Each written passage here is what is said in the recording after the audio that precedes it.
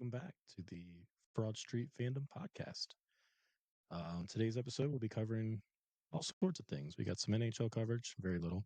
A little bit of basketball coverage, also very little. We'll touch on the Masters, and then get into baseball. We're going to finish up with, like we mentioned on the previous episode, Cameron's got some exciting things out of the mailbag. Brock's got some comments he's going to kind of digest that we have on the Twitter time. And go over our bets, fantasy updates, and we'll see where else it takes us. So, want to let everybody know we finally got our AL discussions uploaded on Spotify. Gotta love technology. We were running into issues trying to get the video uploaded. So it was about 3 hours of content that we were trying to cut and trim, and just wasn't working out. So we cut the audio. Audio's up on Spotify and for all of your listening needs. Unfortunately, you're not going to be able to see our ugly faces, but you can hear our ugly voices. Yeah, so all those Twins and Athletics fans, I know you're pumped for the AL West and AL Central coverage. Be sure to send us all of your your comments and criticism. Yeah. Let's dive right into it. NHL, like I said, this isn't going to take very long. There's only 4 games left. Flyers are sitting, it's maybe in like the 4th or 5th worst, which is kind of where we want them. I mean, when you're rebuilding, that's what you want to do. So keep losing, boys. Let's get some talent in here, and surround Michkov and some of the other young talent that we have. Actually, use the talent. Yeah. Well, sometimes you got to set them straight. Yeah. Let's go lottery. Yeah, exactly. Let's go lottery. Hey, speaking of lottery, Sixers. Got 2 games left there. They're currently playing right now. They're playing the Hawks, but similar fashion. You're one trying to keep your lottery pick. If it's outside of the 6, then it goes to OKC. Yeah. So you kind of want to position yourself to where 2 teams don't have the shot of bouncing you out of that 6 spot. So 2 games left. Hopefully catch a loss tonight against the Hawks. Let's go Trae Young. And then finish. I should have bet on him tonight. He's probably going to go over. Yeah, exactly. That guy's actually scoring. He's a hell of an offensive player. Yeah, and they're in the playoff hunt too. So it's they're fighting to they're 8th right now. So they're either playing the Cleveland Cavaliers or you're playing Celtics. So he shows up in playoff time. He does. So we'll see. But hopefully the Sixers can lose out for the remaining of the year. Interesting thing came up a couple days ago. I don't remember. I think it was 20 plus years ago, but it was the first time that the 3 teams, Phillies, Sixers, and Flyers, all won on the road on the same day. Yeah. And of course, the 2 teams we want to lose were like, hey, they were like, no, don't do that. It's not a cool Can't do it when we're all shooting for playoff position and stuff. But I thought that was interesting. Over 20 years, all 3 win on the road. So which you think it would happen more often than Yeah, I mean, I don't know the exact opponents they were playing, but they're probably also the same lottery teams that we beat, right? Like they weren't anyone that's like a playoff team or anything, right? Like yeah. So would assume that there are other teams that are just trying to lose also at that point. If it's like the one guy that's on the bench that's been sitting in G League for the Sixers comes up and actually has a good night.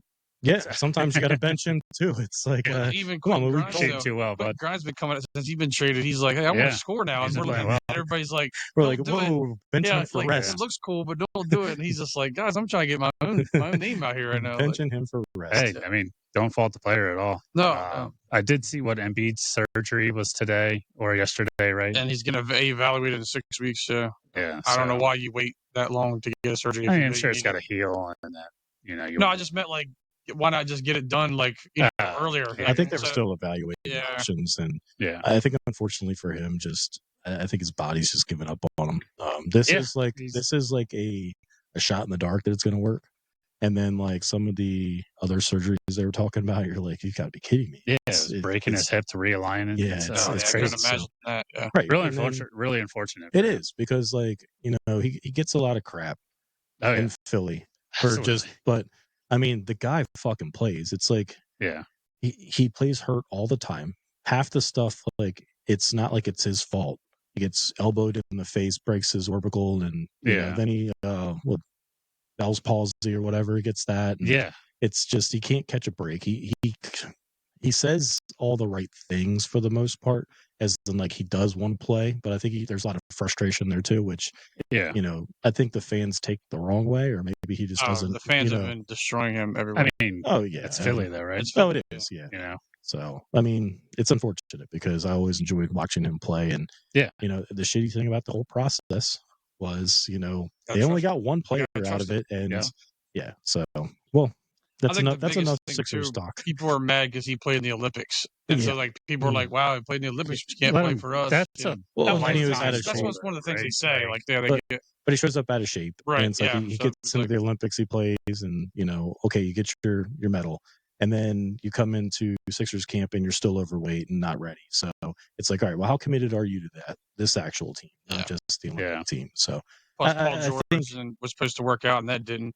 There's still some people out there have hope for Paul George to come back next year with him coming back. I'm like, you guys just have too much hope. Yeah, I mean, it would be nice. It would have been cool to see those three, like, and what they could do. But I just think they're towards the end of their career. Yeah, I mean, we're the Nets, right? Like with Harden, Kyrie, and KD, right? Like that's the same exact experiment that they tried. We ran it back with Maxey, Paul George, and Embiid, and unfortunately, it ended up in almost damn near the same result, right? Yeah, exactly. So I mean, hopefully we can stay in that lottery. Maybe we get lucky, get up towards the top.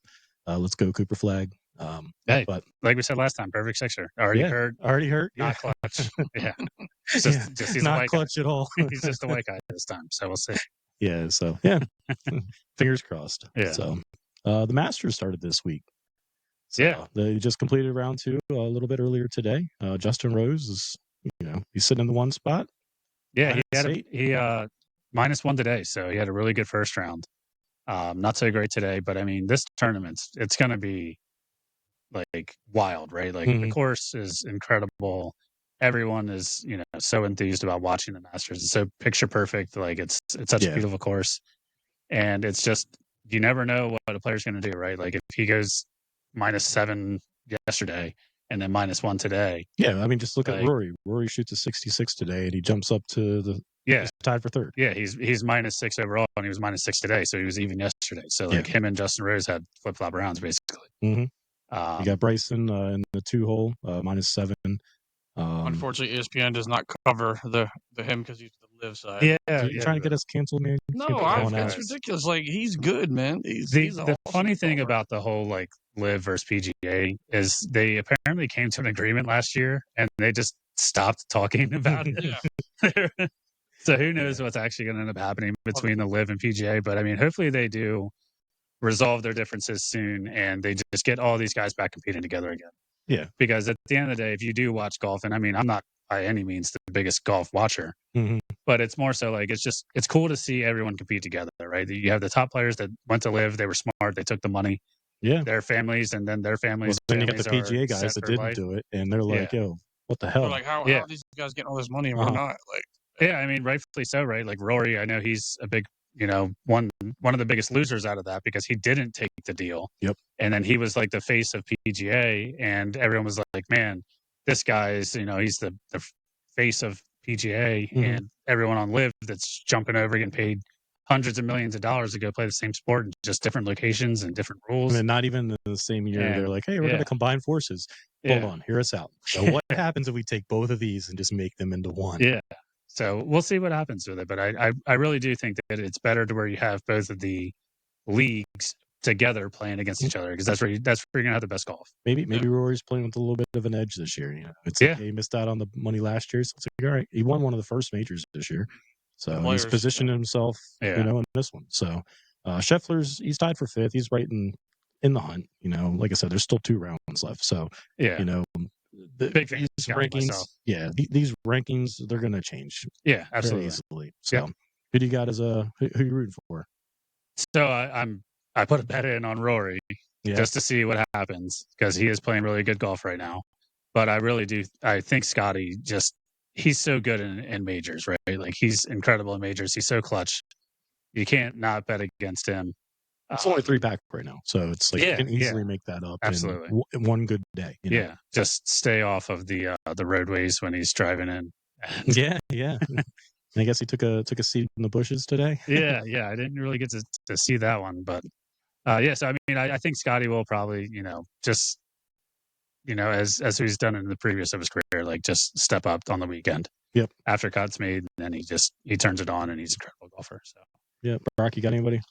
I'm rooting for Bryson DeChambeau. Yeah, I like him. I watch all his stuff on social media, and so he's just funny and he's good. So I'm like, go Bryson. Yeah, go Bryson.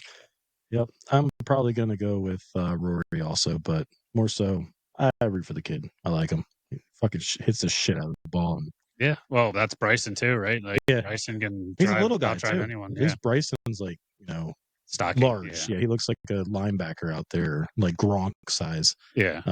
But yeah, Rory's a little guy. Just crushes.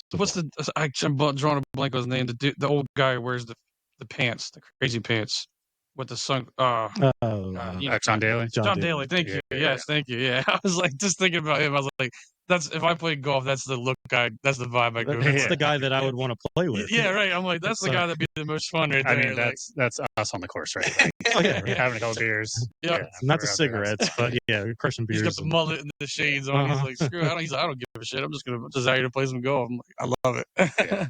Yep. So no, it'll be exciting to see what happens this weekend. Watching the finals. Sunday's always a great day when you can just hang around the house. It's probably going to be rainy and shitty here, so you could turn on TV, see some nice, beautiful weather, and absolutely. And it is the course is immaculate. It's so beautiful to watch on TV. So absolutely, yeah. So we'll see what happens, but it should be exciting. Speaking about beautiful things to watch on TV. So Tuesday night, we were supposed to see a Wheeler Sale, just pitching domination. Yeah. That's exactly what I put my bet in on. What did we get, Cam? Nope. Did not get that. Not at all. So I know we put the podcast out, I think it was Tuesday, during Monday that night, Tuesday, right before the game had started, and we talked about these pitcher duels that we love to watch. And we expected that to be one. And no, Chris Sale and Zach Wheeler did not cover us at all. They did not pitch very well. Wheeler goes 5 innings, gives up 8 hits, 5 runs, all earned. Yeah. And 7 Ks. So I think the only thing on my bet that he hit was the Ks. Yep, he did hit. Yeah, he hit the over on his Ks. And then Sale 4.2 innings, so he didn't even get through 5. Yep. Gave up 9 hits, 5 runs, earned again, so very similar to Wheeler, and 5 Ks. So yeah, he missed. He was low under, on his Ks. Schwarber smoked that ball off him too. That was a hell of a home run. Yeah. So the Braves fans are welcome. We were giving Sean Murphy shit, saying that the guy's always injured, can't do anything, and first at bat of the season, took it out on us. So we'll see how long that lasts. Yep. Schwarber had a really good day. He went 3 for 3, a lot of run production. Unfortunately, Wheeler goes up 2 in the 7th, I believe, and they tie the game, and then the bullpen just couldn't keep them off the board. So they lose 7-5 in the opener. So you always, especially going into the series, you always want to get that opener because I think that kind of sets yourself sets a tone, up. Right? Exactly. So dropping that, you're going into the next day. We got Saiwan Walker starting. And the expectations there, it's like he doesn't give up a run in his first outing. So we're like, all right, what are we going to get into in this one? Yeah. And pitched well again. Yeah. So again, back to the bets. We said that was the one they would probably lose, and bet the over on the runs. And no, he was locked down again. Credit to Taiwan. He's proving me wrong. So keep doing it, dude. So he gives up a run. Saiwan. Yes. Keep proving me wrong, dude. Yeah. No, I guess fortunately we did win that game, but yes. I guess the problem there is we are still having problems getting guys across the plate. Yeah. So left a lot of batters out there, a lot of runners, I guess you'd say, out there on the base paths. Yep. Yeah, 100%. So, but they do come through. I was worried that Alvarado was going to blow it in the 9th. He tried. Runners on base, and So we get out of that one, walk away with the win. Going into Thursday. We have the nice rain delay. Yeah, it was almost 3 hours of rain delay. Luzardo pitched his ass off, as we've seen already in this year. The bats still quiet. A lot of guys left on base. Full lineup changes. Thompson moving people around. Yeah, well, Bohm, I think he's awful. Like 2 for 30, or it can even go back to like 4 for 40 or something like that. It's just if you're putting him in cleanup, you got to produce something, right? Like the guy's just not seeing the ball well. Apparently, like he's not doing great, and it's tough to watch, right? Because you get Harper that keeps getting intentionally walked, and you have Boom up behind him, and it's just like that. It's dead, right? Like now you just wasted an opportunity because Harper obviously is one of the better hitters on the Phillies, right? And then you get a Boom and he's just not doing it. Well, one of the things we've always talked about is protection. So you want the guy behind you, and it's like the thing about that, you have him when you're actually hitting the ball. It's good for Boom because now Boom's going to see pitches to hit. Yeah. And I think that's where he flourished last year. Last year, he was on a tear. He was leading the league for a long time in doubles, like until he got hurt towards the end of the year. And he, like I said, I don't know what's going on in his head or what's going on right now. There's got to be something because the kid can hit, but he's not putting the barrel. I will say last night, at least, he did have a couple good like contact with the ball. Like there was a line out, I think, in the first inning, and later on he smoked the ball to the right center gap, but unfortunately he didn't produce anything. Right, like it's an out, but hopefully he can kind of get out of the cleanup spot and get down in the lineup and actually like have some good at bats and get back to where he's supposed to be, right? So right, because they did that with Nick last year. They tossed him down to 7 and kept him there for like the whole time. And I was like, just try to do something different. Like you can't just be complacent and go. But Thompson was last year like very just stuck in his ways. Yeah, so he didn't want to change the lineup. But it seems like this year he's more willing to kind of move people around. Yeah, and I mean, in talking about that, so replacing Boom was Casty. 0 for 5 of 5 Ks. Yeah, I know. Come on, man. I know. It's like, dude, we're giving you, incredible. We want you to be there, like, but make us feel good about it. Like, see, we should have been doing this all the time. I don't remember what inning it was, but one of the last at bats that he had of the night, I'm just watching him. I'm just like, dude, this dude doesn't even give a fuck out there. Yeah, like he's just swinging a jump. And he hasn't really probably after the rain delay. Yeah, it was after the rain delay. I was like, God damn, man, like at least try. Well, the ridiculous thing about that whole rain delay, it's like, why rush it? Yeah. We traveled to St. Louis today, currently playing. Yeah. But it's like you travel to St. Louis, you wait 3 hours for the rain. Yeah. And they acted like we are never going to play the Braves again. Yeah. In this series. It was a 6th inning, so it would have, if anybody had a lead, it would have been official. So like that's why they would have canceled. But they could have picked it up. They could have picked it up whenever. It's like I said, we play the Braves more often than not. So they could pick this game up later in the year if they need to. I don't know why they need to rush it in, especially when it was a 3-hour delay. So I'm sure, like you mentioned, they probably were like pissed off or just over it. I think Casty for sure, because like there were some of the worst swings that I've ever seen. Like I play MLB The Show on PlayStation, and I swing like that shit, and it's not fun to watch. So. But I mean, the bullpen. Romano. I can kind of call him Romano, I guess, this time because he had a good outing. Still Dickey. 1, 2, 3 inning. He pitched well. Strahm pitched well. Banks pitched well. And then Joe Ross comes in and, like, after we get the lead and just immediately blows it. 2 hard hit balls right away. Yep. Double first at bat. Next bat, Ozuna walks off him. So, at least it was finally over around 1 o'clock. So I think the biggest takeaway from this is I believe we had the bases loaded in the top of the 11th. And they only get 1 run out of it. Yeah. It was just not like back to what we talked about. Runners left on base is just situational hitting is what this team needs to do, but they don't do it. They want to hit the home run, and it's. So we were 4 for 27 with 29 people left on base in the series during the Braves series alone. Well, I'm sure the Braves are probably very similar too.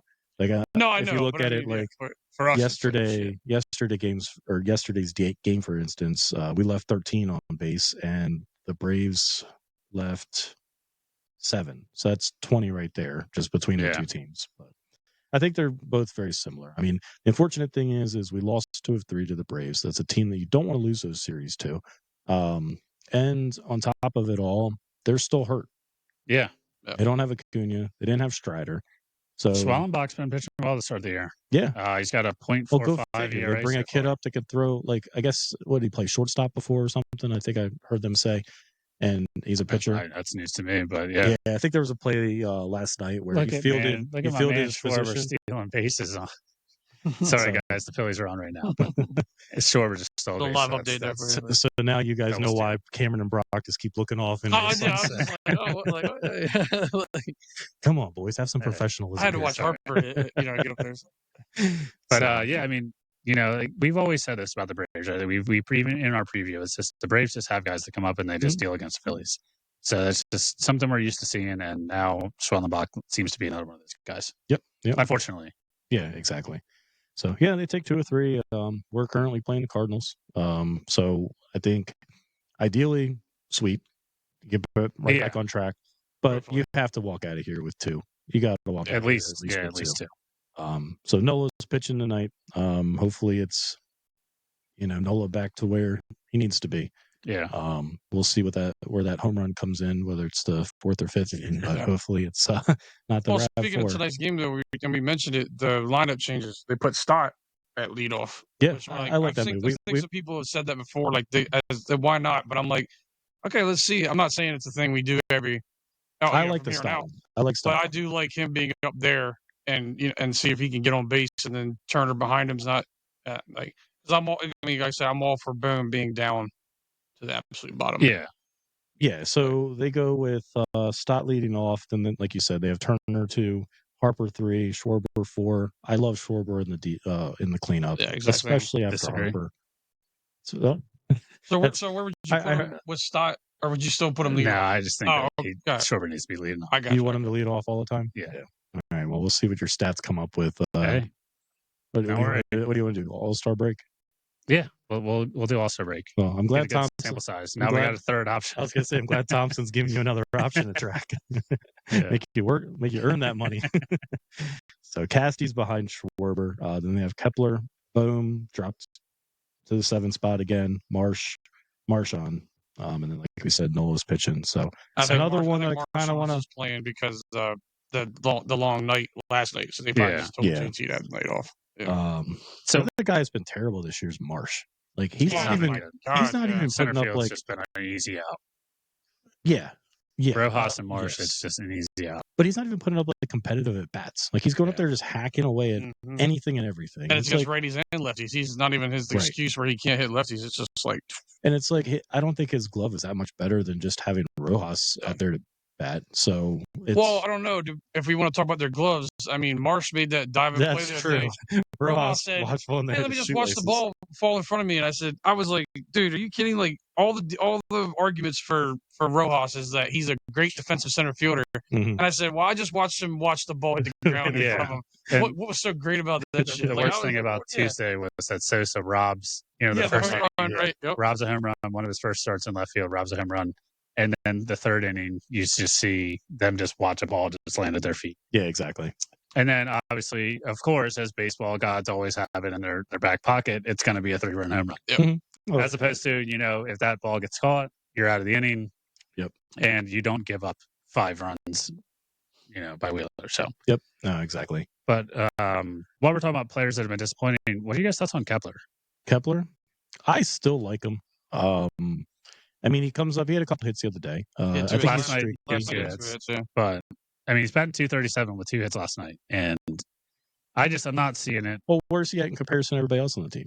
I mean, you know what I mean? That's where it's like it's a better option, but it's like, again, we're talking. We keep bringing back like protection of the lineup, right? And then I think he's been around like 5 or 6 most of the time in the lineup. And it's just you're still not getting anything out of it. And we need somebody to step up after Harper or Schwarber. Schwarber's batting cleanup, like somebody in the back half, like if it's JT, if it's Kepler.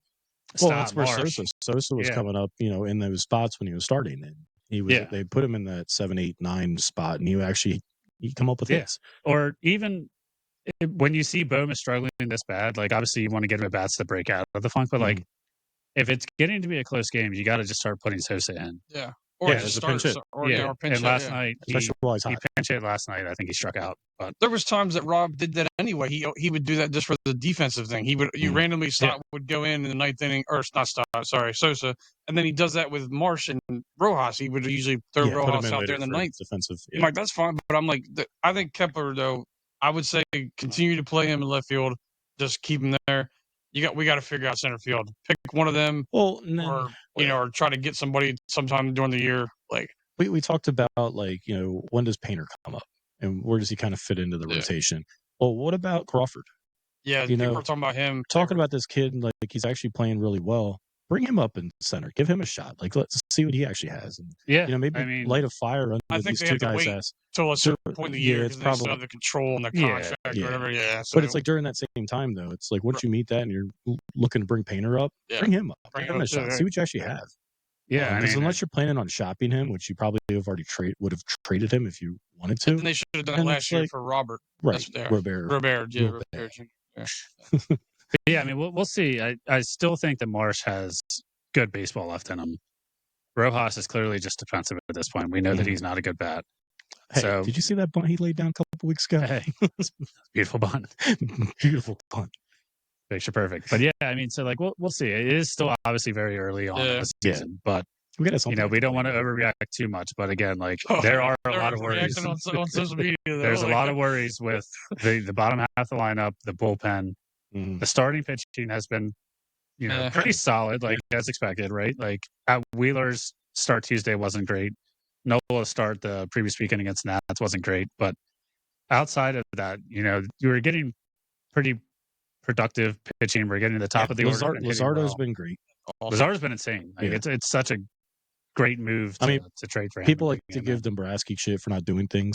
He went out and traded for Luzardo. Yeah, and I mean, honestly, like he's made a ton of moves, right? Like, obviously, I think everybody wants more, and it's like they go out. He gets Merrifield last year, which at the time I liked. I mean, he goes out and signs Kepler. At the time I still like it. We'll see if it works out, but I do like Kepler right now in the lineup. So they just want him to go out and let's get the best guy that we can, and that's what we're doing. And whoever the biggest free agent is, like the Robert or whoever else they're looking at. But I think it's smart to where it's like, I'm not going to unload my farm system for a rental or a guy that's going to cost a fortune and not perform. Yeah. I think you got to start with the bullpen, to be honest. Yeah, that would be my biggest worry because when we're looking at this bullpen, this ain't it, man. Yeah. No, I these think guys are just not it. I think, it makes us appreciate Hoffman last year. I think Hoffman pitched really well the other night too. People were talking about him. Saying look how good this trade's going or this move is going. Just not bringing him back. But they get Little Dicky, and he's still hit or miss, but we'll see. Again, keep him out of leverage or high leverage situations. Let him work his way back in there, and then get back. And get some confidence going before we do this with Alvarado all the time, right? Like Alvarado will go through some bad stints as a closer, and then we throw him where he's in the 6th or 7th inning, get him out of those high leverage spots. It's just who's going to replace these guys is the issue. Yeah, and it's whether you have arms in the farm system, who knows what they're going to do. Or you go out and make a move and get somebody that's solidified. I know we got 2 starters, but I don't know if we have any. I don't know relief-wise who we got down there. Well, they had an interesting topic on the radio earlier in the week, and they were talking about what happens when Ranger comes back. And he's on especially with the way it's way too early, but the way Saiwan's pitching. It's what do you do there? Do you keep him in the rotation? Maybe put Ranger in the bullpen to give you another arm. I mean, Ranger's been down there before. He's been there before. Yeah. He's the one that closed out. He closed out the NLCS game where Harper, bedlam at the bank. Yeah. So he's pitched in those spots before. I think they're doing him a disservice because he is on a contract here. So it's like, all right, you pitched great for us last year. You have back issues, but we're going to put you in the bullpen now just because it makes more sense for the team. A little less stress on his back, though, if he still hasn't it. Because but you're going to get paid more. You're going to get paid more as a starting pitcher as opposed to a 100% for him. For that wise. Yeah. Well, he says he wants to stay with us because this has been his team. That's all he knows. That's all he knows. So. But then on top of that, do you take Taiwan, put him in the bullpen? And put Ranger back, and then like all hell breaks loose when they're trying to bring up Painter. So then what does the rotation look like? So we'll see what they can do with the bullpen. I think that's something that they'll definitely address at the trade deadline. But at this point, it's like, hey, I said it before. The big price guys are the ones on the offense. How about we score some fucking runs? Yeah. So we don't have to rely on the bullpen. Yeah, absolutely. So it's fair. But coming up this weekend, as we mentioned, we have the Cardinals. Who we got after that game? I don't even have it in front of me, honestly. Are you on the spot? Yeah. Sorry about that, guys. Everybody take a drink for Cam. Wait for the internet to load. See if I can get it before him. So we got the Cardinals, and then we go to San Fran. Or San Fran comes home, sorry. 4-game set with the Giants, who are actually leading. Are they leading the West, or are they like top 2?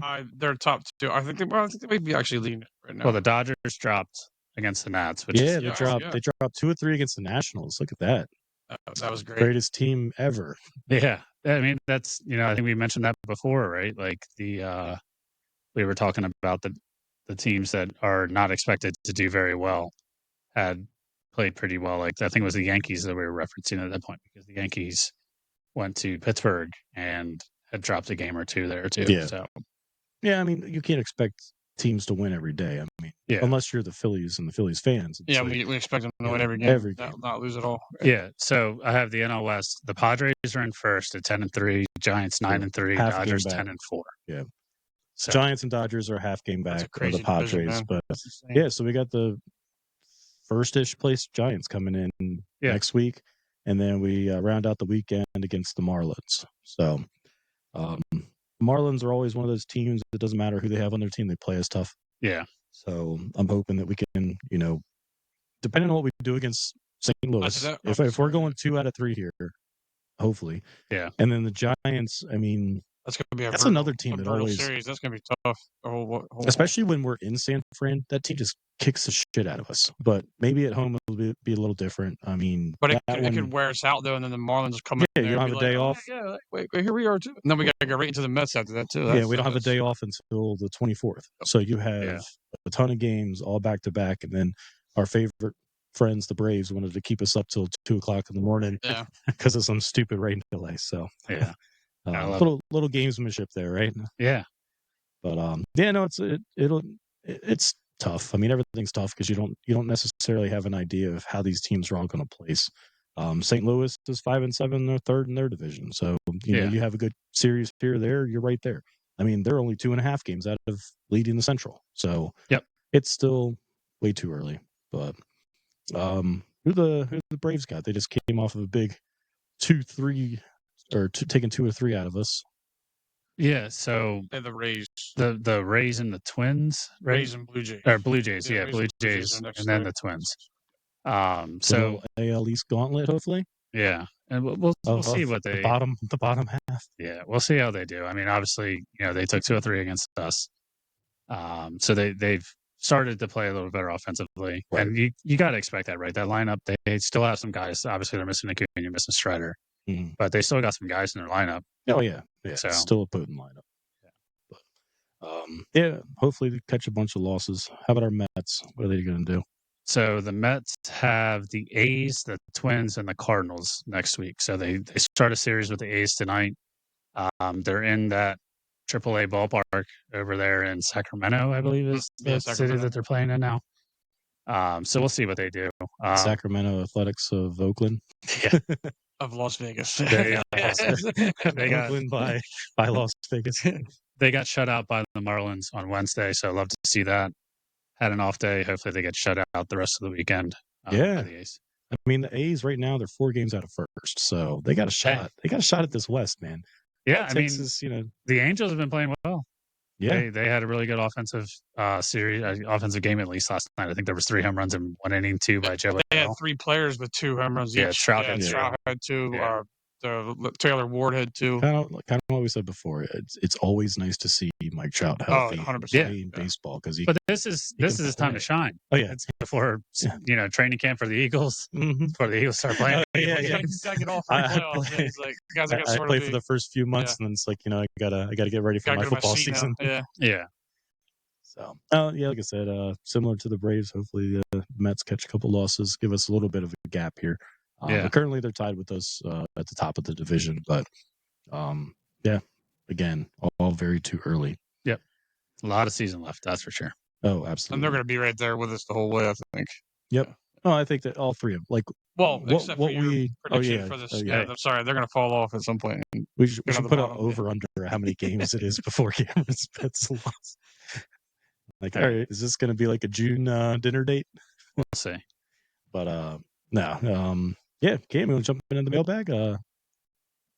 So thank you guys for submitting your mailbag questions. we got a couple that I want to touch on. One was actually really interesting and fun to do. So let me go ahead and jump in from Kevin from Wilmington. This is what he wrote out. First-time writer, long-time listener. Since the 70s, 80s, just because it'll probably be easier to do stats, etc., who would be the all-time April's Philly team? Starting pitching in DH. Who has started off the season hot at each position? Kevin's actually a Cubs fan, so he says the Cubs are elite. So I actually spent some time here. In the Central, I would agree with him. Yeah. So I spent some time, created a spreadsheet, was looking through some stats throughout the week, and actually did pull from the 2000 season to today. Yeah, we weren't alive then, Kev. So yeah, I just figured it's good more on paper, and we didn't want to just have a bunch of Mike there. Schmidt, stats because he owns every one of them. Yeah, so it's more relevant for sure to kind of go 2000s to 2025. So I built out the catchers through DH. I have a couple honorable mentions in the offensive categories. Then I have 3 starting pitchers and 3 relievers. So the way that I actually built this out was I sorted the stats by wins players added by position. So it would be like wins players added by the batters and the pitchers. So I feel like it's kind of almost like the WAR stat, like, wins above replacement. Yeah. So that's what I used as the requirements to be able to build out this list. So starting at catcher, we have our boy Carlos Ruiz. Love that guy. In 2010, he started out with a 119 WPA. That's wins per added by batter. He was batting 330, 22 walks, and on base percentage of 456. Only 2 home runs. I mean, obviously, it wasn't like a massive power hitter, but 23 singles, 30 hits, and 91 at bats. In the month of April. Yeah. What year was that? 2010. Yeah, that was one of the good years. Yeah, so we'll see that number come up again. Not the end of the year, but not the end of the year, but good year. Yeah. So then in first base, we then have my boy, my GOAT, Ryan Howard. Yep. The 2011 season, he had a wins per added of 1.335. He had 32 hits, 6 home runs, 29 RBIs in 30 games. Then moving down to second base, we got our boy Chase. Chase in 2013. So even after the core of the Phillies, or not our best run. Our best Phillies. Run, yeah. 2012 was when it kind of ended. Yeah, he was still really productive there, with a wins added of 1.434. In 107 at bats, he had 30 hits, 6 of those home runs. So he was batting 280, on base percentage 331. Moving down to third base, we had Alec Boehm last year. So, I was going to say, where does he fall into this? So because he did start. He started his April, first part of the year. He was insane last. Yeah, exactly. So. The beginning of the season last year, he was awesome, and that's where it's like, God damn it, dude! Like, we know the talent's there, we know the opportunities are available for you, but you just got to step up. Clear your goddamn head. Yeah, and I think last year it was a lot of emotional stuff in the playoffs, and then now coming back in the offseason, he was, names being thrown out there on possible trades. So we'll see what he can do. But yeah, so last year, the season was starting in March and then went to the end of April. He had a 1.649 wins added. Is that the highest that we've seen so far? So far, for sure, yeah. Yeah, wow. But I mean, it just goes to show you, because you look at the names that you just went across. You have Howard, you have Utley. Those are two of the most prolific offensive guys we've had since the 2000s, and that just shows you what Alec Boehm can do when he's on a tear. Yeah, 12 doubles, 4 home runs, 29 RBIs. So that's almost an RBI game. Yeah, he matched Howard's stat from 2010. Yeah, he doesn't look the same guy right now, though. That's the problem. Yeah. So it's whatever he was doing then, he needs to get back to that. And honestly, maybe it's just be relaxed. I think he's got an attitude problem. I think he's batting 165 this year so far going into the night. He was batting 364. Yeah. At the end of April, he was batting 364. That's good. That's what you want to see out of him, right? The talent's there. Again, just got to figure it out, dude. Moving along to shortstop. So, again, one of our Philly legends. It's going to be honored this year, Jimmy Rollins. In the 2007 season. Yeah. Yep. Congrats to the Wall of Fame. Ed Wade as well, just throw that out there. He was the kind of the architect of that 2008 to 2012 run. He kind of put the groundwork in to get this talent that we came up with. So congrats to both of them. Yeah, absolutely. Jimmy Rollins, 1.044 wins added. Batted .311. He had 9 home runs. So big pop out of J-Roll to start the season that year. 22 RBIs. And if I'm correct, I think that was his MVP year. Was there 7? Yes. It was 07 or 08, but regardless, yeah. So that was. Didn't him and Howard go back to back in MVP? Howard was 06. So I think it was Rollins in 07, but it could be, we could be getting them wrong with 07 and 08. Yeah. But regardless, Jimmy Rollins, obviously, I think one of the best, if not the best shortstop the Phillies ever had. And that year was the year that they actually, that year was the year that they first started this playoff run. Yeah. They made it in, and I believe they got knocked out by the Brewers in like a sweep. It was 3 games and they were done. Rockies. Rockies, yeah. Then the following year we won the World Series. Yep. In 2008 we won the World Series, and then we did the next step down out of the playoffs, kind of like this team that we're watching right now is doing. We're kind of on that same. We went 09 and lost to the Yankees. Yeah, but then we lost in the CS. Won the World Series, lost the World Series, lost the. Yeah, gotcha. All right, so then moving into right field is a certain person in this house that we're recording in's favorite player of all time, Jason Worth, in 2010. Wins per added was 1.487.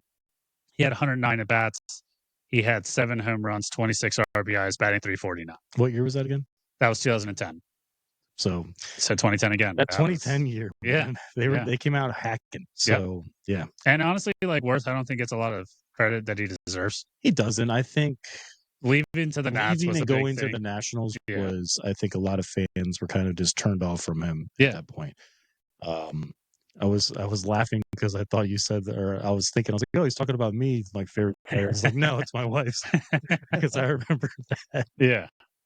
But yeah, so another thing that I honestly like, Jason Worth was the veteran in the clubhouse when Bryce was on the Nats. Yeah. So like Bryce and Jason Worth are very tight. Like they're like Bryce always credits him, like when he talks about like veteran leadership and stuff, he always credits Jason Worth. Well, he also credits him of one of the reasons why I came to Philly. Yeah, absolutely. Because Jason was an advocate of, the team and the franchise and the fans and all of that. So he's seen both sides. Yeah. Now Harper has too, but he's seen both sides. Yep. And Jason Worth is what Brandon Marsh wants to be with all the hair. And so he's like, I want to be like him. Hey, he's worthless though. He could be like him and go back to the Nationals. That'd be insane if he could ever be anything like Jason Worth's offensive production. Center field. This one we don't necessarily have too many great players other than like Shane Victorino might have been the guy, but Victorino. It's going to be Aaron Rowand. Really? Oh, in the 2006 season, he was 1.378 WPA. At 37 hits out of 120 at bats, so 311 average, 6 home runs, 16 RBIs. Yeah, wow. Kind of gets lost in that, the building process. He nearly crushed his face. Actually, that's the first thing that comes to mind is when he ran into the fence. He ran into the fence. Exactly. And they were like, "Oh, we were just going to put this padding on next week." It's like, well, perfect timing, right? So, but no, it's that play alone is just. He's always going to live in Philadelphia lore. And they changed the stadium a little bit, gave him some more padding because of him. So, but no, that's I would have swore it would have been Victorino. Yeah, you would think, right? But yeah, Aaron Rowand, credit to the 2006 season, balling out. Left field, another Philadelphia legend. He's probably slept with everyone's. Oh, there you go. Moms. Good old Pat the Bat. Pat the Bat. How many Pat the Bat kids we got running around? Yeah, that's half the Delco population is Pat the Bat kids. So 2008 season, the year we won the World Series, 3.244 wins per added by batter. No way. So that's like double. Yeah. Wow. Yeah. So he had 100 at bats, 33 hits, 9 home runs, 28 RBIs, on base percentage of .452. So absolute stud. So that's what you talk about, like when you have a legit pitching staff and you just have stacked players up and down the lineup of just nothing but what we call it all the time, protection. Yeah. So it's like everybody gets to hit. I mean, and hopefully Pat used some protection. The only protection he was using was the guys behind him. Yeah, but no, Pat the Bat, obviously a legend in Philadelphia. Mm-hmm. lives on in infamy there. So, and then DH. So DH obviously is introduced recently in the past couple of years. So it's kind of tough. Like I was gonna say, are you gonna add the pitching, like the pitchers that batted? Because I mean, if you don't have the stats on it, I could throw out. I don't know if it's April, but some of our favorites we could add that towards the end. Yeah, I could have tried for that, but took the easy way out. So obviously, Kyle Schwarber's been our DH since DH has been a regular thing in the National League. Yep. So last year, Kyle Schwarber, he started out. His wins per at-bat's fairly low, but it was the best year out of a DH that he had in April. So 114 at bats, 23 hits, 7 home runs, 14 RBIs. So not great numbers, but again, we know what Schwarber's month is. Right. So, oh yeah, Hoagie month, June, baby. Yeah. And then, so just some honorable mentions, just some fun names to bring back some memories to Phillies fans. The first one that we have is Raul Ibanez. Oh yeah. Loved Raul. He had a incredible start to the year in 2009. Wins per at was 2.084. So Pat the Bat took it. Yeah, dude, Pat the Bat stats is some of the best starts, I think. I don't know all the metrics they use to build that stat, but that's what I chose it by, and 3.244 is insane. So Raul, out of the 131 plate appearances, he had 9 home runs, 25 RBIs, 9 doubles, batted .330, on base percentage almost 400. So Raul, obviously all-star that year, was insane for the Phillies. So yeah. The second honorable mention is actually going to be one that's very surprising to hear, and I think Brian may have this guy's jersey. It's just maybe tucked in the back of the closet. Is Aaron Altair? Oh no, I do have Altair. Yeah. I think Brian had bought like a game-used jersey of Aaron Altair because Altair was going to be one of the guys in the down years, right? He's one of the guys that was supposed to be it. The Don Brown. I was going to say Don Brown was my guy. Where I was like, this guy's going to be something. Yeah, I was going to guess Franco, but So Aaron Altair in 2017 wins added by batter was 1.562. In his 99 at bats, he had 8 home runs, 23 RBIs, batted .313 with an on base of .404. So great start to the year. Obviously, kind of fell off a little bit in his career. Yeah, it's unfortunate. Had high hopes with that jersey there, Kai. Yeah. You thought you were investing in something. Now you just have cloth in the closet. Yep. Now I got a curtain hanger. And then our third honorable mention, we've got David Bell in 2004. Wins per at was 1.404. I think he's most notable as the Philly fans as the guy that most recently had a cycle before last year. JT. Yeah. So 4 home runs and 107 at bats, but was batting 262. So not great numbers out of that, but so shout out David Bell. Before we get into the pitchers, and we go over that. So let's talk about some of the pitchers that used to hit, and I guess some of the ones that come to mind, mostly in the playoffs, because that's when it truly counts. But how about Bam Bam Bland? That's Joe Blanton coming out hitting that home run against wasn't it CC? Yeah. And speaking of, was it CC that Brett Myers? Yeah, he walked. So Brett Myers works like a 13 to 15 pitch walk. Yeah, it was amazing. Yeah. I think loads of bases, and then Victorino hit a home run after it or something like that. Yeah, I think if I remember correctly. Yeah. So I believe my memory's a little blurry from those days, but those are 2 honorable mentions of my own just on the pitching staff that come up big at the plate. So and I mean, before we jump into the pitching, honestly, as a traditional baseball fan, I kind of liked watching pitchers hit. Well, especially when you're watching the game get managed. Yeah, exactly. And I think the National League, they did have that. Let's call it a disadvantage, but now you have to actually be smart and how are we going to double switch? How are we going to actually who's coming up later in the slide up? Where am I going to pull my pitcher out? More strategic. Exactly. Whereas the AL, it's let's go up hack. These guys don't even have to hit. So I did like the strategy with it. It made sense. And honestly, as a Phillies fan, when we signed Harper and we have this long contract, and you have the possibility of him being a DH towards the end of his career, it makes a lot of sense. Absolutely. But I did like the strategy. Yeah. So another pitcher that was hitting awesome, years back was Madison Bumgarner. Oh, he was a great hitter as a pitcher. So I think Kershaw was a pretty good hitter too. He was okay. I don't think he was that great. How about Bartolo Colon? If we want to talk about, he's fucking bad. We don't want to talk about him, bro. Well, he luckily fell his fat ass into one home run. Big, what do they call it? Big 300 bats bats and hit one ball. But anyway, so jumping into the pitching, it's going to be one surprise out of the list that I have here. So the best one that we have is Roy Halladay in 2010. I was going to say, how, like, real quick, no, at the end, I'll ask this a question. Sorry to. No, you're good. So in 2010, Halladay started the season, 1.4 wins per added by pitcher, 4-1 record, 5 starts.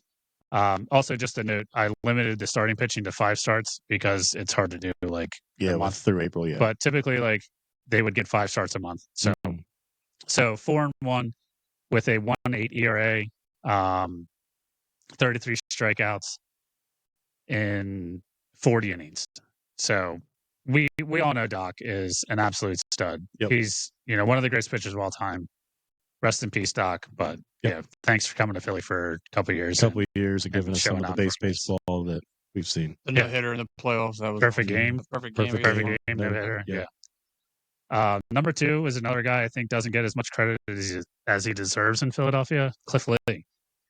I know he's kind of probably just hanging out on a farm somewhere, so this podcast will never reach to him. But thank you, Cliff, for all the memories, dude. Oh, we love Cliff. I hated when it's like we go out get Halladay, and then they say they're trading Cliff literally immediately. I'm like, what are you doing? Yeah.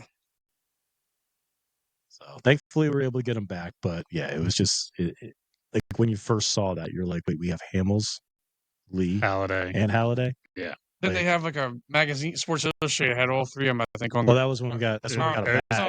And then they added. That's when they added Roy. Yeah. Yep. And then they had Bam Bam in the top corner because there's the 5 aces, and they're like, we're all like, Bam Bam's an ace. Yeah. So, hey, when you put a bat on his shoulder and he's going up against CC, ace. Yeah.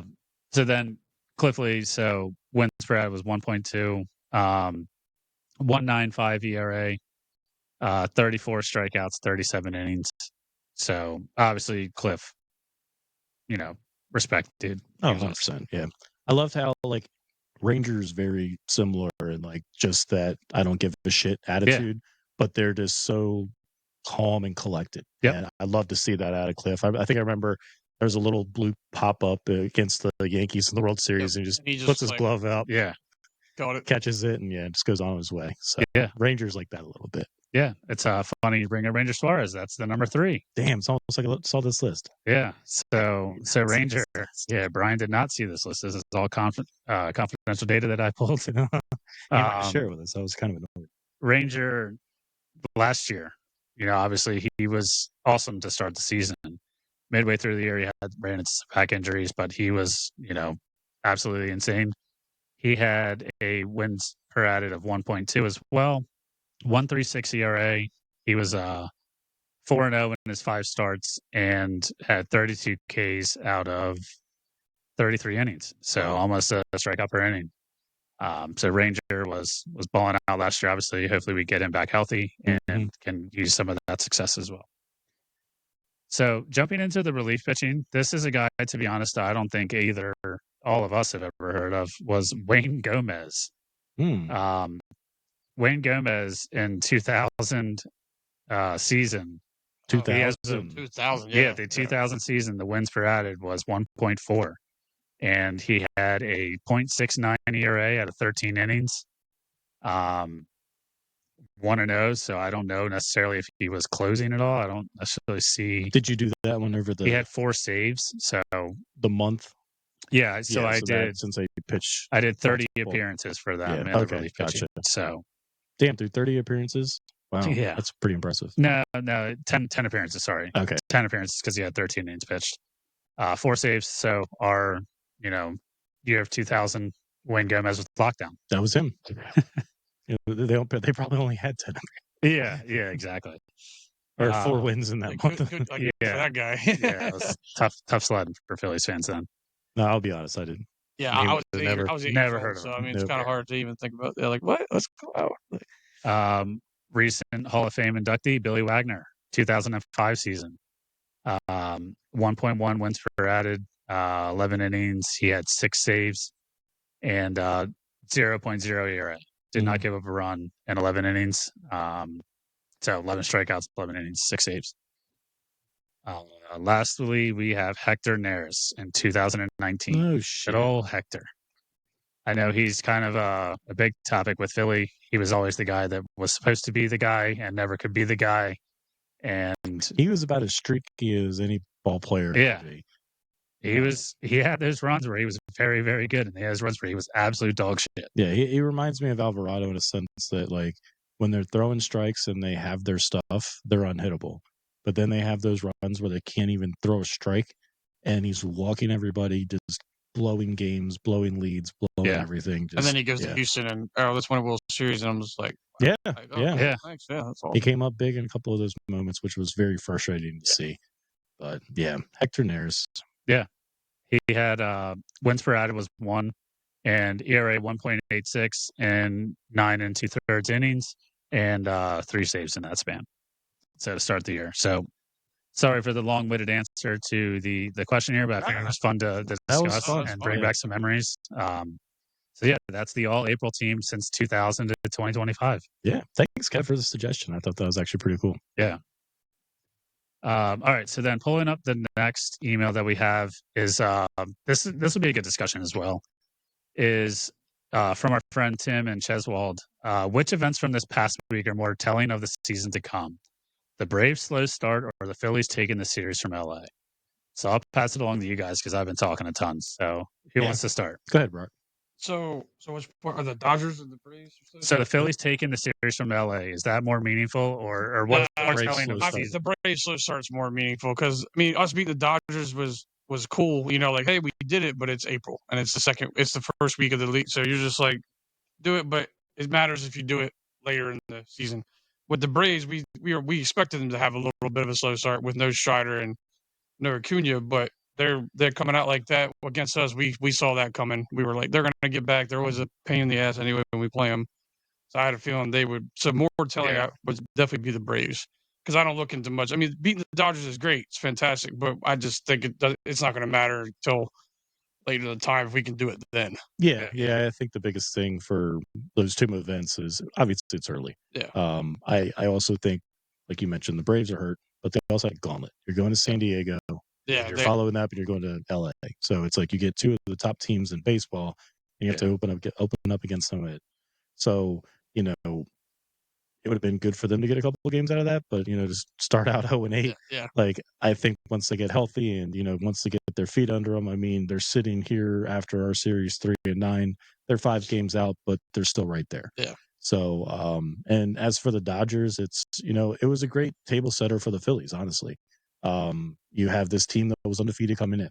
They come out Friday night, they take the first win, drop the next one, but then followed up and take 2 or 3. So that's huge.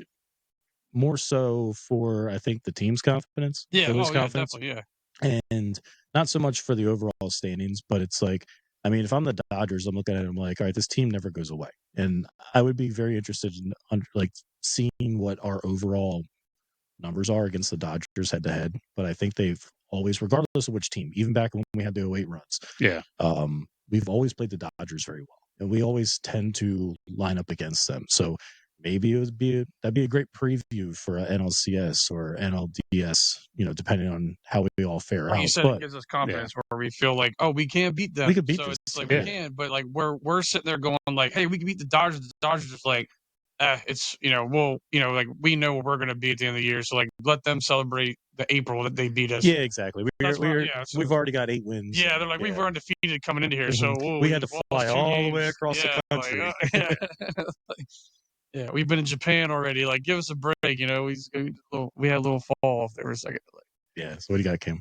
Yeah, so I really do think that like the Braves slow start is kind of something where it's like, that's obviously unexpected. You're not expecting to be winless in your first 2 series of the season, but they showed up against us, right? Like they just took 2 or 3 of us on Tuesday, Wednesday, Thursday. So we see that team's still going to be competitive. They still have guys. Mm-hmm.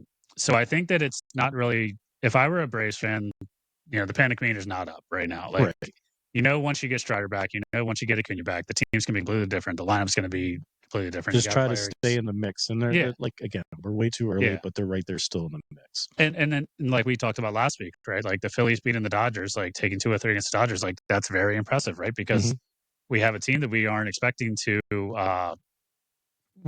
not that we aren't expecting to compete, but like we're being written off to where we're not competing at that level of the Dodgers because the Dodgers are just that good. Yeah, well, I think at that point they were going to go 162-0. So exactly. The fact that we were able to give them their first loss, they were like, "Oh my god, this team, they're beatable." And then if you look at them, I think we talked about it a little bit earlier. So like the Nationals, they go to the Nationals after playing us, and then they lose there too. Like it's like, okay, this team isn't as that's baseball, right? They're beatable. Exactly. They are very beatable. So I think it shows a lot more to the Phillies fans that we are still competing against teams like the Dodgers. But again, for the Braves, I think it's more so that like, don't panic. There's a lot of season left. We know we're going to get some guys in, and you'll see the guys step up like Schwellenbach, right? Like a .45 ERA already this season. Like, he's off to a great start. He's going to be around. So the only right-hander that had hits off of him was JT and Trey, but JT had 2 hits off of him. Yeah. So yeah. I mean, I think it's really early to tell. Obviously there's a lot of baseball left to be played. A lot of guys are going to be coming back for the Braves. The Phillies showing that they can compete means probably more than the Braves because they're probably not as worried as some people may be. Right. If the Phillies were roles reversed, right? If we were 3-9, we'd be freaking the fuck out right now. Oh yeah. Absolutely. We'd be holding up the sell team signs at our stadium. But I think Atlanta's a little bit more chilled, where they're not as crazy as. Well, they have built-in excuses, so it's like Well, I wouldn't call them excuses, but built-in reasons why they may potentially be losing, and it's injuries and that kind of thing. So plus, I mean, again, they play 2 of the best teams in baseball, so unlike the Phillies where we expect them to win every game. Yeah. So okay, that was a great question, Tim. Appreciate you sending that in to us. Definitely. Yeah. And then the last one that we have is feedback from Kenny in Middletown.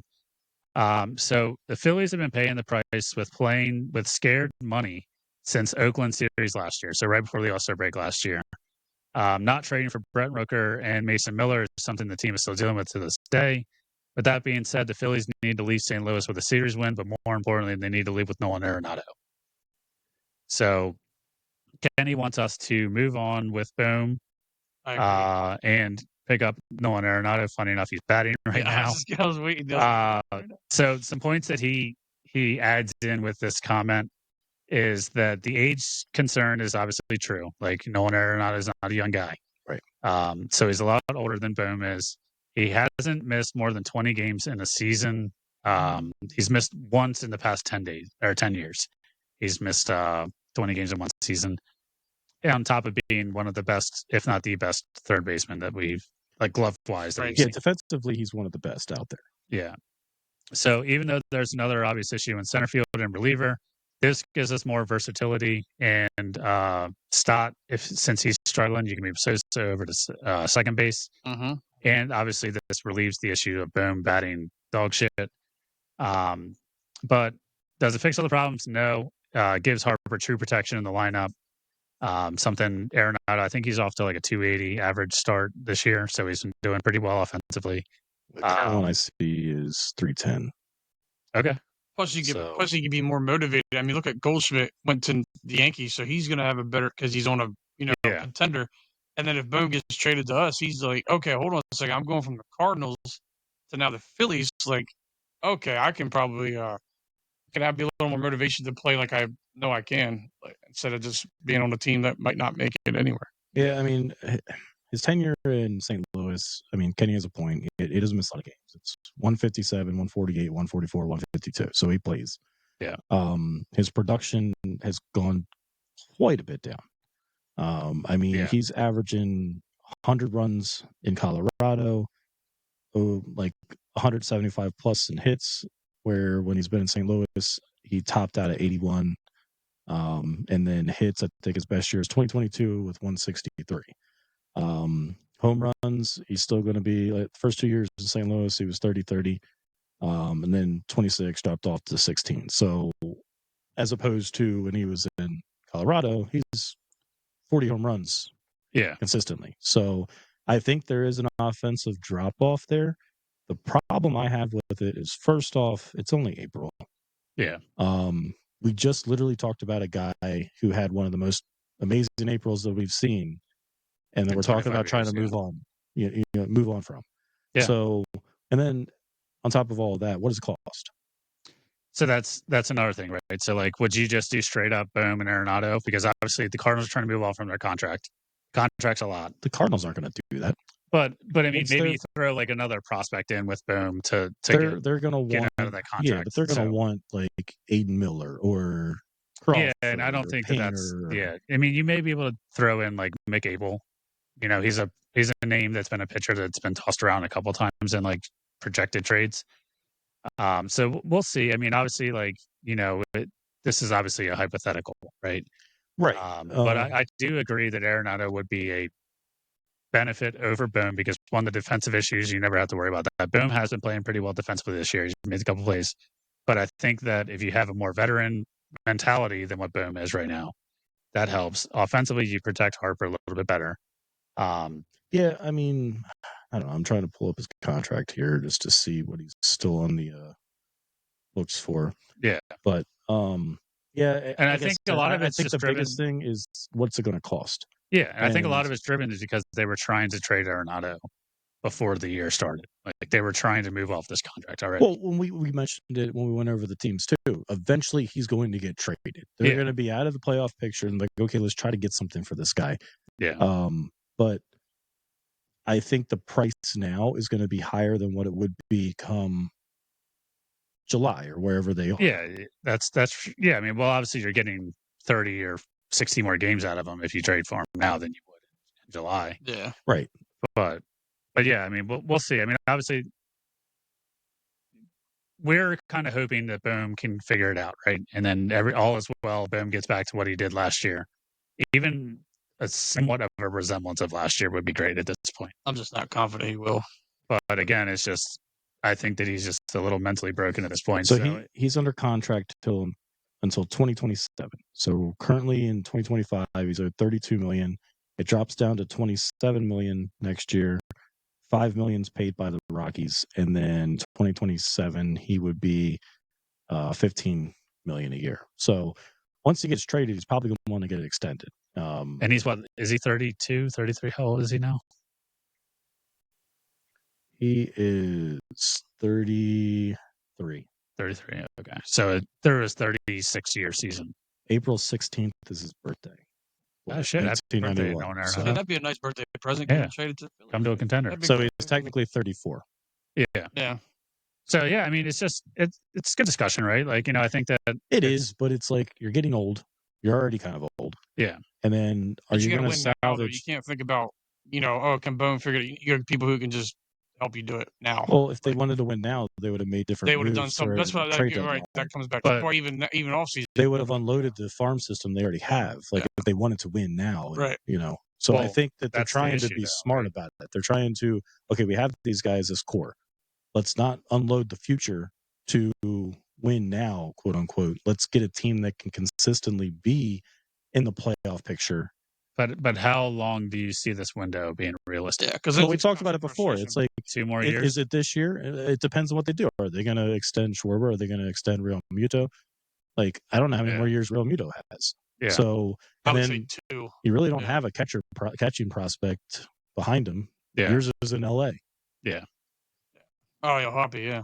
But I mean, that's where it's like that window's closing rapidly at this point, right? Like we just talked about the 08 team where it was win the World Series, lose the World Series, lose CS, lose DS, out. Yeah. And then this core that we have is lose World Series, lose CS, lose DS. I think the difference between those teams and this team is I do believe we are younger in a sense that I believe Harper's younger than kind of where, Howard was in 2012 as when he tore his Achilles. He was already 32 or something. Yeah. And then he started late. Utley and Rollins, those guys played for the Phillies for 12, 13 years before we unloaded them. So they have a long tenure. And before we traded them off, it's just the problem that they had is they didn't have anybody to kind of fill in behind them or fill the team out with. And what'd they say? You can't have a $25 million player everywhere. Yeah. So, well, I think it's a mix. Yeah, but they owe them 25. They owe them 25 million 10 years from now. Problem, I can't wait to see how that plays out. I just want to see how how much money they're paying these guys and who they have on their team. Then it'll be forgiven.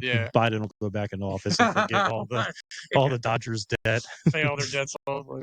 But honestly, like my opinion on this is that we should be more worried about the bullpen. And if we're going to leave with any player from the Cardinals, we're leaving with Ryan Helsley. Oh, hell yeah. That guy is a fucking baller as a closer. Mm-hmm. And that's who we should target. If I were to try and pick anyone from the Cardinals, that's who I'm taking. This year, he's only been in 5 games. He's got 1 save. The Cardinals aren't doing great. So he's only pitched 5 innings, 9 Ks, 1.80 ERA, 1.8 WHIP throughout his 5 innings, 3.6 ERA. But that dude's a lockdown closer, one of the best closers in baseball. If we're going to leave with anyone from Cardinals, I think it's got to be Helsley. Well, I think that's what they're going to focus on too, come trade deadline. I think they try to add some arms to the bullpen. Unfortunately, I don't think Arenado is the answer. I really don't. I think we get by with Bohm. Hopefully, he gets out of his slumps. If not, like we mentioned earlier, bring up some of these kids, see what the fuck they got. I want to see what Aiden Miller has. I'm tired of hearing about him. I want to see what Crawford has. Yeah.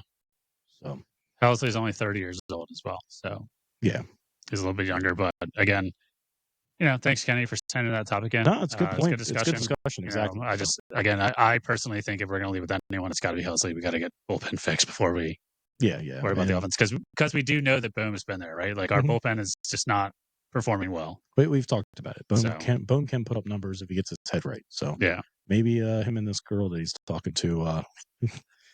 Is he dating the ESPN chick? Yeah, right. Yeah. Ever since they started dating, his numbers. I mean, if I was dating her, I think my numbers would go up. Something go up. I'd be pretty happy right there. They're off the rails now, guys. We're just trying to make sure people listen to the end. He brought her up. I was like, what? Yeah. I was like, oh, I knew who you were talking about. He started going. But so thanks for all your suggestions, topics and stuff, guys. Obviously, keep it up. Yeah, keep it up. This is a fun little segment. So I'm looking forward to what you guys have in store for us in the future. Yeah. Brock, what's Twitter time look like? So like we were talking about like with the segment and like when people calling in, like I know we just mentioned it last pod, so like it'll start hopefully coming in a little more because I'm trying to get some interaction on Twitter. Yeah, and it's not just Twitter. We'll pick up on some Facebook, Instagram, like send some comments in. Like I said, if I comment on Facebook, it's me mostly. That's be the ones and I'm gonna. So if it's a really stupid take, it's Brock. Yeah. No, I comment on. I try to comment on all the sports pages and try to get in there and try to get people's thoughts and get little arguments going back and forth. Like the other day when we were talking about, I had some people talking about Bohm, like when they moved him down. I commented like finally, they listened, they moved him down, and people were like, "You're crazy. How are they move? Why would they move him down?" I was like, "Because he's dog shit. He's not done nothing. Yeah. So you cannot keep him in the cleanup spot." And I said, and I even said to them, I said, we mentioned it. I said I didn't want him in cleanup spot when they called when they were talking about the projected lineup, to start the year. I was like, I don't want him in that spot. And so far, I was like, yeah, I didn't want him there. Yep. And stuff like that. I mean, I have a couple people like the Marsh thing. People are, if you read Twitter, people are just done with Marsh. I am too. I'm right on that boat. I'm done. Like I see some tweets during the game. They're just like, at least he wet his hair again because that's about the only thing he's consistent at. Like, and then people, I missed a couple times. Oh yeah, and then people keep talking about they want Cody Clemens to play because he has not. I don't think he's had an at bat. Or maybe he's pinch hitted once or twice, but I haven't seen him much. Yeah, I mean he's still because I think it was him and Kennedy were kind of going back and forth for the final roster spot. Yeah. So people were like, Clemens could play third, Clemens could play outfield, like get him in there because they said we got to figure something out with the outfield. Like the Marsh thing, man. I mean they got their pitchforks ready to go and torches on him. Like they're I'm right there. I'm not leading it. I'll be in the back a little bit, but I'm right there too. It's like this guy and like other stuff too. I've argued with people. Like the whole daycare thing, which we've talked about that before, but they're sad that they're not doing the little water. Hey, I like that. Bring it back though. No, bring it back if it fucking makes them bat 364. Bring it back, Alec. Okay, I'm just saying start that dumping water teammates. Stuff, I'm like, it's cute, but I'm good with them getting rid of that. Yeah, I was just like, the daycare finally grew up. Yeah, I'm like, it's cool and all, but it's just like. I wonder if they're doing that down in Reading or up in Reading with the AA team. Stubbs, yeah. Stubbs take the water down there with them. Picking out music, making a playlist. Hey. Because that's the other thing I commented on the Phillies or not the Phillies TikTok, but the team he's on down there. They had him mic'd up and he was singing, and I was like, "Is this man's only contribution just music, even down there?" Baby. Like he's. They actually don't have uniforms; they just have overalls. Right. Yeah. Don't hit on the vibes, man. It's important. It's the clubhouse.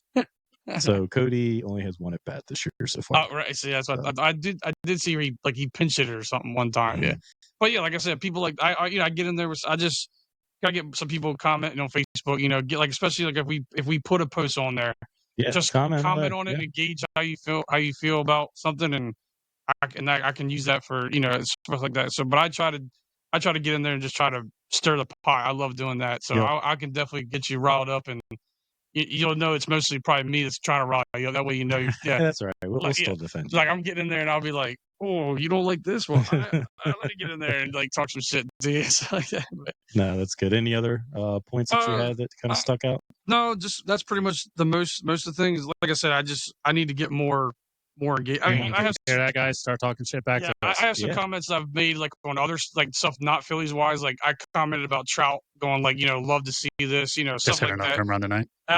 He's been on a tear. As we mentioned before, it's like he'll play baseball until about July. Someone commented that they think that the Blue Jays will regret paying him all that money. Dude, you got $350 million guaranteed. For signing bonus, and the guarantee's in, but it gets spread out over the years or something like that. Yeah, but no, people I was like, I don't think they'll regret it. I think he's good, but he's the face of their franchise. He's the face of their franchise. Yeah. So I said, I don't think they regret it. I don't think he will. It just depends on what they do because they've missed out on so many other people they tried to go after. Well, so it's good that they picked him to stay. The big thing about him though too is like we talked about it. Going into the season, he was like, "All right, here's your deadline. If you guys don't have numbers, you don't have something for me." It's like I'm not talking about it till the end of the year. And it's like, oh, give him 2 weeks, and it's like, hey, here's your contract. Yeah. So I mean, it's good, power move by him, and it worked out for him. Well, like we said, funny how money works, right? Yeah, exactly. Yeah. And like we said about Bichette, like I said something on Twitter, I was like, well, Bichette's probably a little upset now because, I don't know if he is. He might be ecstatic for him because they're, both been on the team for a while. But they were like, the Blue Jays showed hey, we only care about keeping Guerrero. Sorry, Bichette, but we can't pay you fair, also. Bichette's also not Guerrero. No, I know. If I had to pick one or the other, I'm right? 100%. But yeah, they were talking about it. I said unless if Bichette plays like he did last year, that answers that question easily. No, we do not sign you back. Exactly. It's as simple as that. Yeah. So like I said, people just send some emails in. We already got some emails. We just like I said, get some more engagement on social media. So Brock has something to do. So I can get in there and his day jobs gets boring. Yeah, gets boring. So. Just don't troll. Don't troll. I'm the troll. I'm the one that's talking shit on the Mets. I like trolling too, though. I like upsetting people. Man. You should see me on my town's Facebook page on my personal page. So Cam, you want to get into some bets? I know we mentioned some a little bit earlier of last week. Yes, so everything we talked about last pod was wrong, right? Yeah. The pitcher's duel we thought was going to happen didn't happen. The blowout in the next game didn't happen. The most recent bet that I have, I'm looking at a lot of red here. Yeah. I took the under in the NCAA championship, so that hit. Oh, I missed that one. Yeah, because I had Florida Houston under 141. I had Florida. I had the over. I missed the over. Yeah, it got tight at the end. I think we talked about how Houston was apparently one of the better or the best defensive team in college. I should have listened to Cameron for once and went the under, but yeah. So that was good. Right now I've got a bet going on the game tonight. Yep, I got one too. Money line fills strikeouts by Aaron Nola over 5. I think he's at 4 right now. At least 4. No, he just hit. He's at 5. Oh, okay, cool. And then the over, which it's 0-0, and I need 8 runs. Yeah. So we'll see. And then jumping into the Masters bet, like I said, I bet Rory to see just in case. But it's one of those weird bets to where it's not necessarily that if he's first, I'll win the biggest payout, and then he can go through 5th and still get some kind of money back. So gotcha. Yeah, like a little insurance, I guess you would say. Yeah. So, but we'll see. That's pretty much all the bets. But everything else has been losers that we talked about that we bet last week. So. Speaking of losers, I put one in on the Luzardo game, Luzardo Schwellenbach, and I thought they were going to score some runs. Clearly, they waited. Yeah, I mean, the Braves waited till this morning. 11th. Yeah. But I had over 7.5. I like to do the strikeouts also. I've been following that, for most of the year. Luzardo had him as over 5.5. I think he ended up at 7, so he hit his over. Schwellenbach was 5.5, but I think the rain delay it cost them both because I think they were taking them both out. Like Schwellenbach had 81 pitches. And Luzardo had 98, so they were more than likely going to pull him going into that inning anyway. Schwellenbach probably would have came back out, but I mean, even if he came back out, I still wasn't going to hit the over on runs. And then I did, Phillies minus 1.5. So basically, they win the game by 2. And then to kind of combo that, just to add to this parlay, Braves under 3.5, Phillies over 3.5. So figuring, like a 5-3 win, something like that, hit all of yours. Yeah. But yeah, unfortunately that didn't win. But I have one on tonight. It's plus 650. Again, following the trend of strikeouts at Nola over 5.5. So I need one more out of them. I have Cardinals under 3.5 runs, Phillies over 3.5 runs, Phillies money line, and my boy Bryson Stott to get a hit. Okay. So figure, he's going to be nice and high in that one spot. I think he's over 2 right now. He's still got 3 more bats to go. Hopefully, yeah. So, we'll see if that one hits. Probably not, but hey, if you guys feel like you want to lose money like I do, there it is. Hey, yeah. Well, we'll start posting more so what we're doing for the night on like our social channels, like Instagram. I think is probably the easiest to post. Yeah.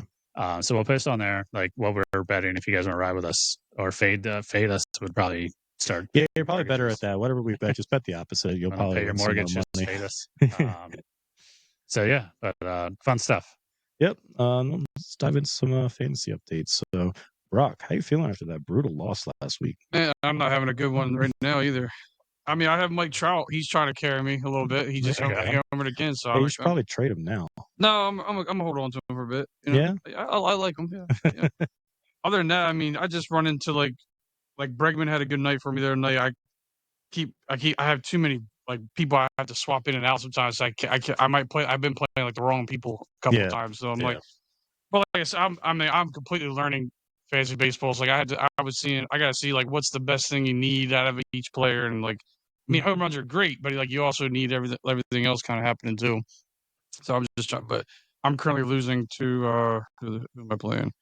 Tony. Ceiling Anthony. Yeah, so Tony. So 6-4. So it's still early. It's still early. We have the whole weekend. We might have a series in. So I'm matching up against Brandon. Currently it's 4-3, so nail biter. But we'll see how that ends up going. I missed out. Forgot to put Luzardo in yesterday, so terrible managing by my part. So didn't get me a win or anything, but those Ks and that nice ERA of hardly anything would have helped out quite a bit. Yeah. So how about you, Cam? What you got? Offense, dog shit. Might as well just have a bunch of Alec Booms out there. You should change your name to the player you're playing. Trash pile. The stolen bases though got 7 already this week. Yeah, so that's the one offensive category I'm winning. My average is 150, so not great. Oof. Pitching, on the other hand, pretty solid. 29 innings pitched, 2.45 ERA with 6 wins.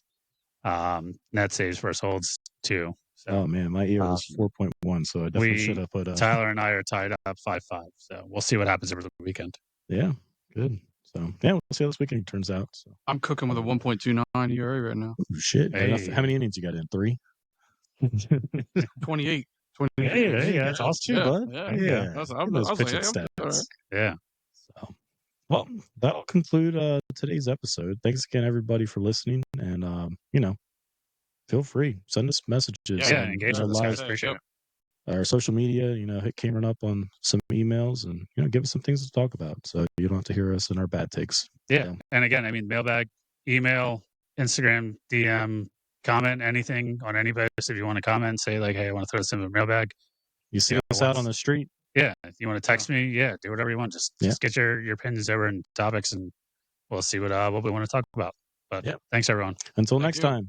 Cheers. Cheers, guys.